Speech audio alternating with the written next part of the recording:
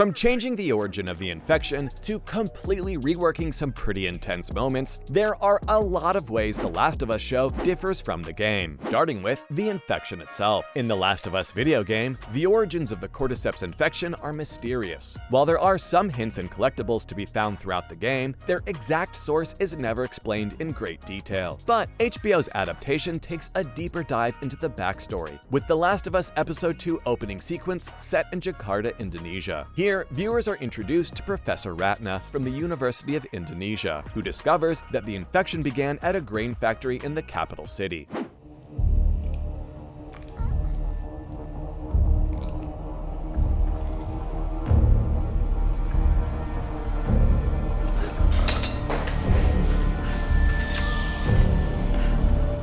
This suggests that the cordyceps was spread by wheat-based products across the globe, rather than being limited to South America as implied by some elements of the game. The scene gives us a much more in-depth look at the beginnings of the Last of Us fungal outbreak, showing how it began and how quickly it spread around the world. By setting it in Jakarta, Indonesia, HBO's The Last of Us brings the story even closer to home. Cordyceps, which is a real fungus, is mainly found in Asia, and this is why Indonesia becomes the main outbreak location for the infection in Episode 2. By utilizing this setting, not only does it provide viewers with a deeper insight into the origins of the cordyceps infection, but it also serves as a powerful introduction to Episode 2, a whole new timeline. The HBO adaptation of the popular PlayStation game The Last of Us takes a decidedly different approach to its timeline. The series opens in 2003, with most of the story taking place in the present-day 2023, as opposed to the game, which begins its dystopian apocalypse story 2 decades into the future in 2033. Setting it closer to the present day makes the show feel more realistic than ever. Showrunner Craig Mazin wanted to incorporate this sense of urgency into the show, so it feels kind of like the real-life pandemic that we all went through. He said watching the show set 20 years into the future doesn't feel as real, but there is one small detail that might have been overlooked in the timeline change. Future Days by Pearl Jam. Now, if you know anything about the game, you would know that this song has a very special meaning to Joel and Ellie's relationship. And I believe, 'cause I can see our future days of you and me. I mean, it practically serves as their theme song throughout the game. So what's the issue here? It was released in 2013, so it never would have been recorded in the HBO series timeline. Unless Pearl Jam decides to record the song in the middle of it, of course. But let me tell you, that's not all. The show also changed some parts of the story as well, like how Ellie was bitten. In the Left Behind DLC from The Last of Us video game, the encounter between Riley and Ellie is a lot more intense than it is portrayed in Episode 7 of the HBO series.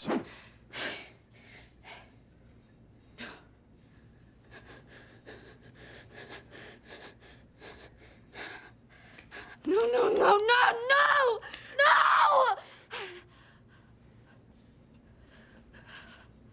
Instead of just one infected, as was depicted in the show, there are many infected chasing them throughout the entire mall. The 2 girls try to barricade the doors, but eventually they are forced to make a run for it. The HBO series has a much different version of this scene. For starters, only one infected is stalking them in an isolated area. And while Riley is still bitten by the end of it all, Ellie comes out unscathed. Thank God. This terrifying experience leads her to the realization that she is somehow immune to the cordyceps fungus, which is pretty crazy since it's already killed off almost all of humanity. The game scene in question features many of the gameplay elements, such as propping open heavy gates and jumping across platforms that are essential to the player's progression within the game. But it doesn't make sense for these mechanics to be included in a non-interactive television show format. Plus, The Last of Us TV show has portrayed even a single infected as being a dangerous threat, and attempting to fight off a swarm of them would certainly be beyond believable for Ellie and Riley. This isn't the only change that they've made to the storyline. Tess dies differently. For gamers who have already played the original The Last of Us, Tess's death at the end of Episode 2 doesn't come as a complete shock. It was always known that she would die somewhere in the story, but not in exactly the same way or under the same circumstances as presented in the show.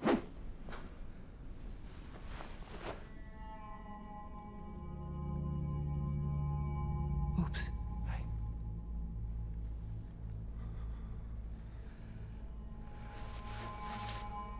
In the 2013 video game version, Tess dies at a similar point in the narrative, but the events surrounding her death unfold a bit differently. In the game, Tess is killed by Fedra soldiers while she is already infected. She sacrifices herself to stall for time and give Joel and Ellie a chance to escape. In the show, the infected are the ones who ultimately killed Tess. Technically, it was still Fedra, because they were the ones that got infected. Joel also didn't witness her death because they got out of there before the building exploded. The introduction of Fedra in the show is long overdue, since their presence hasn't been felt strongly enough for viewers to really understand the government's role in this zombie apocalypse. This might explain why the show suddenly changes its focus to this organization, since it gives an opportunity to further explore the implications of a world overrun by zombies. Tess's death also marks an important turning point for the series, since it shows just how dangerous and unpredictable these infections can be. It's clear that most of the changes made to the story were for the better. You gotta be kidding me.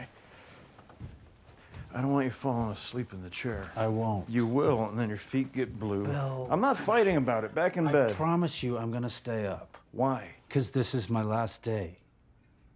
Like how Bill and Frank died. Episode 3 of The Last of Us dives deep into Bill's backstory before Joel and Ellie arrive at his home. In the game, Bill is alive and plays a major role in teaching them survival skills by setting up traps in his town. We see how Bill has had to overcome and grow a lot since the pandemic began, which is very clear in his loving relationship with Frank. The HBO adaptation gives us a big twist. Shortly before Joel and Ellie arrive at Bill's home, he decides to end his and Frank's lives together as Frank battles a terminal illness. In the game, Bill and Frank actually broke up, and not long after, Frank got bit. But he didn't want to become infected, so he decided to end his own life instead. Speaking of infected, let's just address the bloater scene. The bloater was building anticipation before the show even started. The introduction sequence featured a live-action version of this massive infected, and it all tied together seamlessly with the rest of the game. Instead of being with Bill when the first bloater appears, Ellie and Joel were with brothers Henry and Sam, who were handling a sniper sequence